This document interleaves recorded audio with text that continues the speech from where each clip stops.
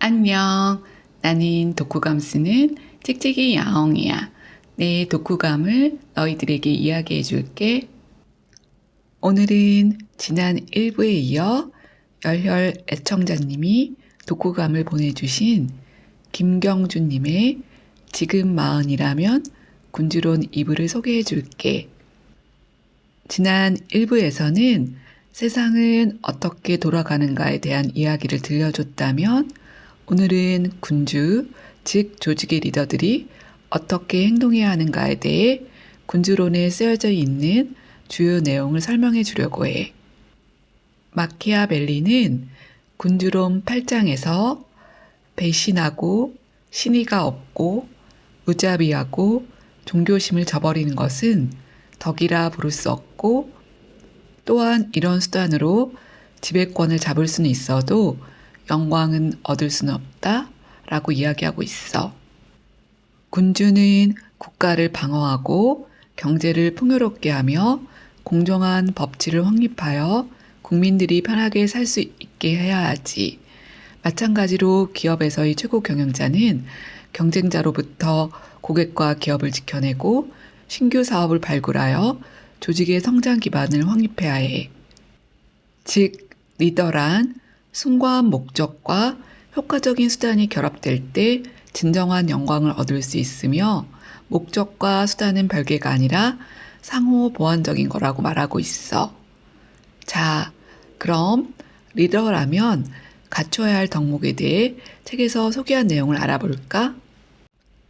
첫째, 군주라면 선한 의지를 가져야 한다고 이야기하고 있어. 단, 군주가 선함을 유지하려면 악을 이해하고 때로는 이용할 줄도 알아야 한다는 점을 강조하지. 군주론 15장을 보면 완벽한 선을 추구하지 말고 악해지는 법도 배워야 한다. 모든 면에서 완벽한 선을 추구하는 사람들은 파멸하기 쉽기 때문이다. 그러므로 자신을 지키려는 군주는 악해지는 법도 배워야 한다. 초나라 폐영 항우는 단 한 차례를 제외하고는 매번 유방에게 승리를 거두었지. 항우의 목표는 천하를 제패하고 권력을 잡는 것이었음에도 불구하고 결정적인 순간에 허울 좋은 명예와 거칠의 평판에 사로잡혀 자신의 본분을 망각하고 유방을 풀어줘. 그 결과 항우는 유방에게 패권을 넘겨주고 자살로 생을 마감하게 돼. 둘째, 마키아벨리는 리더라면 여우의 지략과 사자의 용맹을 동시에 갖춰야 한다고 이야기하고 있어.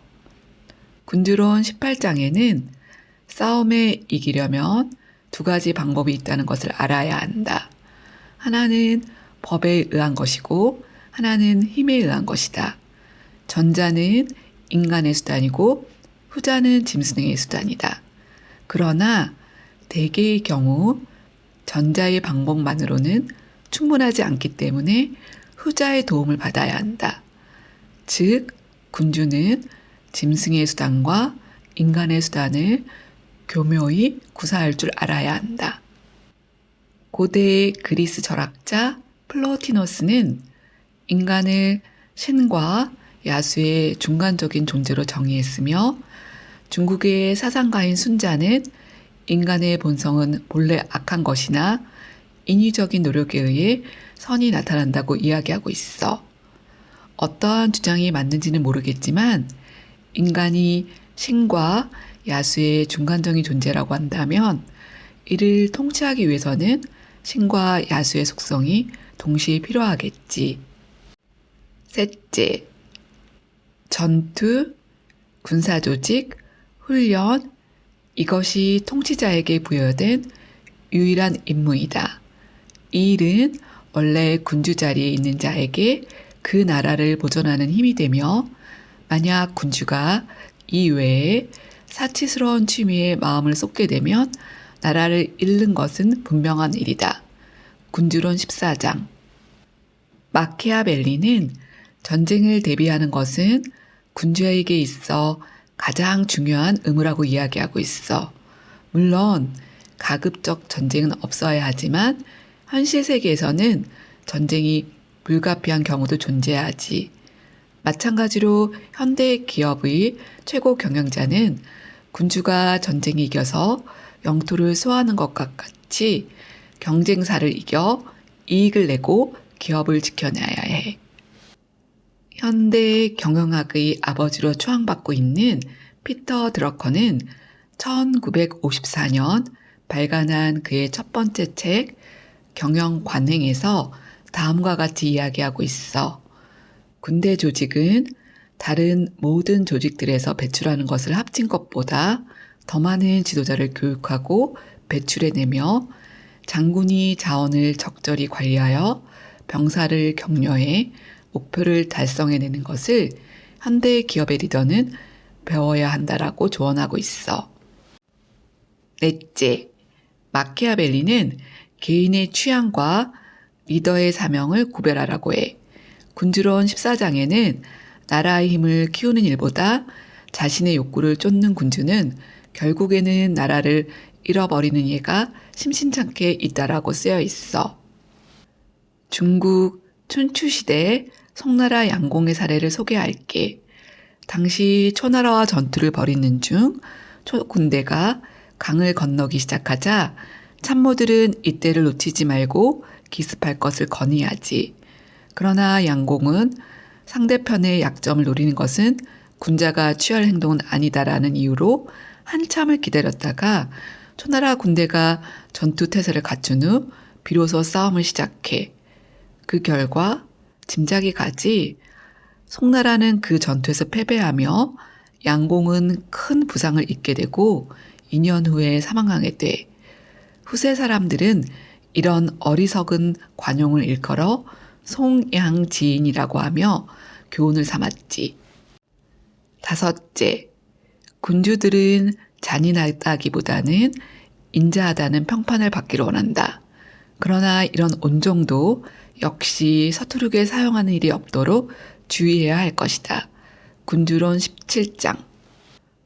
리더의 엄격함은 개인적인 성향이 아니라 공동체를 위한 리더의 역할이라는 관점에서 바라보아야 해. 즉, 국가의 지도자는 영토를 지켜야 하고 기업의 경영자는 경쟁력을 확보해 기업을 생존시켜야 하는 의무가 있는 법이며 이를 위해 리더는 필요하면 썩은 사과를 제거해 조직 전체를 보호하는 역할을 수행해야 해.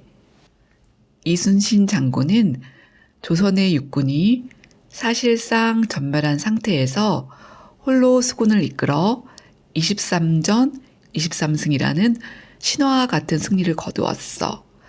하지만 그가 남긴 난중일기를 보면 120여 차례가 넘는 처벌 기록이 나와 있을 만큼 단호했고 명령 위반, 민심 교란, 탈영 등 그의 처벌 대상은 조직 관점에서 명백한 이유가 있었지. 여섯째, 군주가 경멸을 당하는 일이나 미움을 사는 일은 피해야 한다.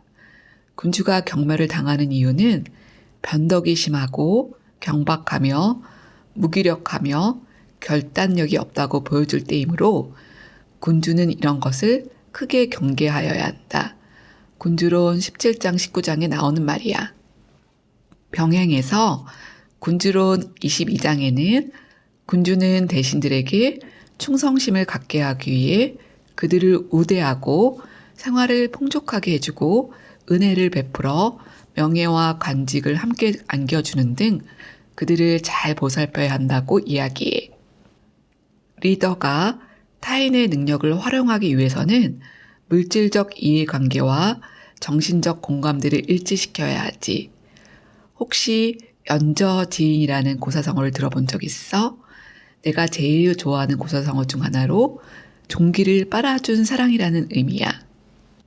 이 고사성어는 오자병법의 저자로 알려진 오기 장군에 관한 이야기로 그는 진심으로 병사들을 아꼈으며 장수라는 특혜를 누리지 않고 그들과 함께 먹고 잤을 뿐 아니라 한 번은 종기로 고생하는 병사의 상처 부위를 입으로 빨아주기까지 했어.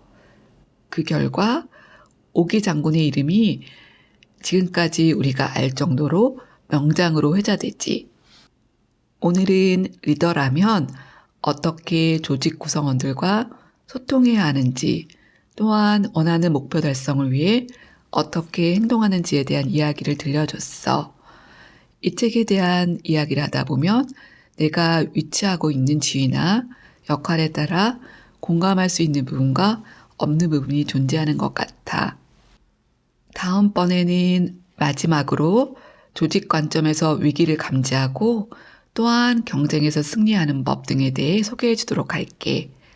이런 류의 책에 대해 호감 및 비호감이 많을 것으로 생각되지만 그냥 편안하게 약 600년 전에 이 세상을 살았던 분이 당시의 사회 상황에서 보고 듣고 느낀 점이 현대를 사는 우리에게 어떻게 접목될 수 있는지 보면 좋을 것 같아. 어차피 인간 사는 세상은 그때나 지금이나 비슷하다는 생각이 들며 역사는 반복되고 있으니까. 애청자님 때문에 이 책을 소개하고 있지만 개인적으로도 무척 재미있고 현대를 살아가는 우리에게도 도움이 되는 주옥 같은 말씀이라는 생각이 들어. 자, 그럼 애청자님의 3부를 기대해보며 곧 만나. 빠빠이.